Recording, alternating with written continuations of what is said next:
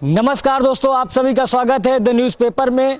दोस्तों, इस समय द न्यूज़पेपर की टीम हल्द्वानी पहुंच चुकी है और हल्द्वानी में जिस तरह से चौकी को आग के हवाले कर दिया गया है, यहां पर सुरक्षा व्यवस्था की बात करें पूरी तरह से चाक चौबंद है। यहां पर दो पैरामिलिट्री फोर्स की कंपनियां तैनात कर दी गई हैं, एक पीएसी की कंपनी भी यहां पर तैनात की गई है और यहां पर कर्फ्यू लगा दिया गया है। जिस तरह से आप देख रहे हैं, अगर मैं यहाँ से बात करूँ, यहाँ से थोड़ी ही दूर पर वनफूलपुरा चौकी है। अगर कैमरा पर्सन से दिखाऊं तो आप यहाँ से दिखा सकते हैं, थोड़ी ही दूर पर है। और यहाँ पर जो हिंदू समाज के लोग हैं, यहाँ पर रहने वाले हैं, उनसे सीधा बात करते हैं कि आखिरकार यहाँ पर क्या माहौल है। क्या नाम है चाचा जी? प्रताप सिंह बिष्ट। इस तरह से चौकी जलाई गई, अगर आप बता पाए थोड़ा सा कैसा माहौल यहाँ पर रहा? देखो, इन्होंने जो भी करा वो गलत करा।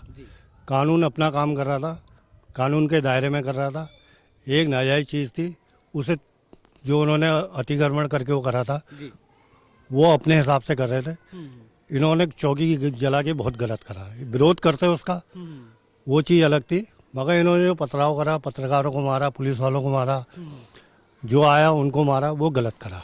कितने लोग घायल हुए, अगर आप बता पाए कितने लोग यहाँ पर घायल हुए? साहब, हम लोग तो उधर को जा नहीं पाए। सुबह पेपर में देखने को पड़ा है कि 300 पुलिस प्लस सफाई निगम के कर्मचारियों को मारा गया है, पीटा गया है और बड़ी बुरी तरह से मारा गया है। लेकिन आप तो पड़ोसी हैं, आप नज़दीकी है एकदम। ये हमारा रेलवे बाजार क्षेत्र लगता है। रेलवे बाजार से उधर को पुलिस वालों ने हमसे मना कर दिया था, उधर को मत जाए, उधर नहीं जाना है। हाँ, इसलिए हम उधर को नहीं गए। फिलहाल हमने खुद अपनी आंखों से देखा, पुलिस वालों को बहुत दौड़ा दौड़ा के मारा गया और आगजनी कर दी गई। जो गाड़ी हाथ लगी उनको जला दिया गया। हाँ। अच्छा, अगर मैं बात करूं तो यहाँ पर कैसा माहौल रहता है, अगर माहौल बता पाए, क्योंकि आप तो यहीं के लोकल हैं, इसी मोहल्ले के हैं, तो कैसा माहौल रहता है? सर, मेरी भी 64 की पैदाइश है। मैं इतने टाइम से बचपन से देख रहा हूँ, हल्द्वानी का माहौल बहुत शांत है और हमारा उनके यहाँ आना जाना है। उनसे हमारे जो कारीगर हैं वही लोग हैं। और मैं दिन में 2-3 चक्कर उधर के 17 नंबर के और प्लस उधर के जहाँ एक अवैध निर्माण है वहाँ जाता रहता हूँ।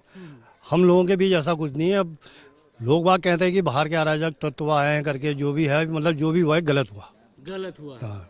सर, क्या नाम है आपका? माणिक्य चौहान। चौहान साहब, जिस तरह से कल की घटना हल्द्वानी की पूरे देश में इस समय इस चीज़ की चर्चा है कि किस तरह से पुलिस वालों को मारा गया, मीडिया कर्मियों को मारा गया, पुलिस चौकी की आग के हवाले कर दिया गया, वाहनों को तोड़ दिया गया, जला दिया गया, कैसा माहौल है अगर आप बता पाए यहाँ का? माहौल सर बहुत ज़्यादा गंदा हो रहा है इस समय। हाँ। जो हुआ गलत हुआ। हाँ। ऐसा नहीं होना चाहिए था। हल्द्वानी में 92 बॉर्न हूँ मैंने आज तक ऐसा नहीं देखा। पहली बार आप देख रहे हैं ऐसा? हाँ, हिंदू मुस्लिम सब लोग एक साथ रहते हैं, भाईचारा सबका अच्छा है। लेकिन फर्स्ट टाइम मैंने देखा जो ये देखा। उम्मीद यही करेंगे कि माहौल ना बिगड़े और ज़्यादा, और वो पक्ष भी थोड़ा अब समझ जाए कि ये चीज़ अच्छा नहीं है करना। अच्छा, लेकिन ये कौन लोग हैं जो आते हैं इस तरह का दंगा फैला देते हैं? किसका हाथ देख? कोई धर्म नहीं, कोई मजहब नहीं होता भाई साहब। इनका कोई धर्म नहीं है, इनका कोई मजहब नहीं है। ये आते हैं, दंगा भड़काते हैं, लोगों को बेवकूफ़ बनाते हैं और गायब हो जाते हैं। ये वो लोग हैं। कहते हैं मस्जिद तोड़ा इसलिए सारा का सारा हुआ। वो गिनती के लोग थे जिन्होंने उपद्रव करवाया, लेकिन भुगता पूरे लोगों ने। लोगों ने। रात भर कैसा माहौल रहा? अगर आप यहाँ तो रहे हैं, रात भर कैसा यहाँ का? 2 बजे तक फायरिंग थी सर। रात को 2 बजे तक यहाँ फायरिंग हो रही? 15-20 मिनट में फायरिंग की आवाज़ आ ही रही थी। 15-20 मिनट में फायरिंग की आवाज़, हवाई फायर की आवाज़ आ रही थी। और आंसू गैस के गोले थे, पता नहीं वो जो अपने देसी गोले फेंक रहे थे, उसकी भी आवाज़ आ रही थी। रात भर 15-20 मिनट में यहाँ, क्योंकि हम सीमा से लगते हुए ही हैं, उस क्षेत्र से मिलते हुए, तो हमने रात 10-11-12 बजे तक आवाज़ें सुनती रहे। 10 मतलब वो तो कह रहा 2 बजे तक वो फायरिंग होती रही। फिलहाल मैं तो सो गया था, भाई ने उठा होगा तो उन्हें सुनी। फिलहाल रात भर माहौल खराब ही रहा। कैसे देखते हैं सारे घटनाक्रम को? आप तो एकदम नज़दीक वाले पड़ोसी हैं, और इस तरह का जब घटनाक्रम आपके पास होता है तो कैसा माहौल घर में और यहाँ का, अगर बात करें इस एरिया का माहौल, कैसा महसूस कर रहे हैं इस समय? देखिए, हल्द्वानी जो है ना, कुआओं का प्रवेश द्वार है बिजनेस से भी, और बिजनेस से सारा बिजनेस यहीं से हल्द्वानी चलता है और एक शांतिप्रिय शहर है। अभी कर्फ्यू का नाम लोग भूल गए थे यहाँ कि कर्फ्यू क्या चीज़ होती है, और सब सौहार्द से रहते हैं, सभी लोग हिंदू मुस्लिम मिलकर रहते हैं। ऐसा कुछ नहीं है। एक जगह है, विवादित जगह है, जिस पर कानून अपना कार्रवाई कर ही रहा था। कई दिनों से कानून कार्रवाई चल रही थी उस पर। वो एक्चुअल में सरकारी ज़मीन है उस पर अतिक्रमण करके कुछ बना दिया होगा, इमारत जैसे मंदिर मस्जिद कहा गया तो बना दी होगी। अब वो वही कानून अपने हिसाब से कानून के तरीके से ही उसको अपने कब्जे में लेना था। लेकिन डर का माहौल है यहाँ पर? नहीं, कल शाम को तो ज़्यादा हो गया था, कैसा माहौल हो गया था अगर बता पाए? थोड़ा दहशत वाला माहौल हो गया था कि भागम भाग ज़्यादा हो गई, भाग दौड़ ज़्यादा हो गई, कहीं आगजनी कर दी, कहीं लूटपाट कर दी, कहीं पत्थरबाजी बहुत करी है। पत्थर झुंड के झुंड आ रहे थे लोग पत्थर। अब उधर तो हम नहीं जा पाए, जो न्यूज़ हमको देखा हमने तो उसमें पत्थरबाजी ज़्यादा हुई है। वही पुलिस, जिसमें पुलिसकर्मी घायल हुए हैं, निगम के कर्मी घायल हुए हैं और बहुत आयतन जो हुए हैं, शायद एक दो कोई जिनकी मौत भी हो गई है पत्थरबाजी यहाँ जो भी। ये सब पड़ोसी हैं और जिस तरह से 2 बजे तक रात को फायरिंग भी होती रही और लगातार हल्द्वानी इस समय जलता रहा। क्या नाम है सर आपका? मैं गोविंद बगड़वाल। गोविंद जी, जिस तरह से आपके एरिया में ऐसी घटनाक्रम होता है, कैसे देख रहे हैं आप? ये तो बहुत दुखद घटना है। ऐसी घटना हल्द्वानी शहर में नहीं होनी चाहिए थी, क्योंकि लोग यहाँ अमन चैन भाईचारे से रहते हैं। हल्द्वानी एक भाईचारे गुलता, सब मिलजुल के रहते हैं। ऐसा हल्द्वानी शहर में नहीं होना चाहिए। ये बहुत दुखद घटना है हल्द्वानी शहर के लिए। इसके पीछे किसका हाथ देखते हैं? जो जिस तरह के दंगे हुए पूरी तरह से, अगर पत्थरबाजी पुलिस के ऊपर, मीडिया कर्मियों के ऊपर की गई, आगजनी की गई, फायरिंग की गई, किसका हाथ देख रहे हैं आप? हाथ तो किसी का नहीं। वहाँ पर अतिक्रमण का मामला था, उसी को लेके प्रशासन और उनके बीच में टकराव हुआ, उसी को लेके ये बात आगे बढ़ी। लेकिन कोर्ट ने तो कहा कि उसको खाली करवाया जाए, जो अवैध जमीन का कब्जा है जहाँ पर मस्जिद बनाई गई है। हाँ, प्रशासन को अगर ऐसा आदेश मिला था तो वो अपने हिसाब से जाती ना, तैयारी करके जाती है नहीं। हाँ, प्रशासन और मजबूत होना चाहिए था। नहीं, प्रशासन अपने हिसाब से जाती ना। हाँ, एक शाम का समय उन्होंने जी। ढूंढा था, वो गलत ढूंढा, जिससे कि दिन में होता तो प्रशासन को इतनी चोट वगैरह भी नहीं लगती।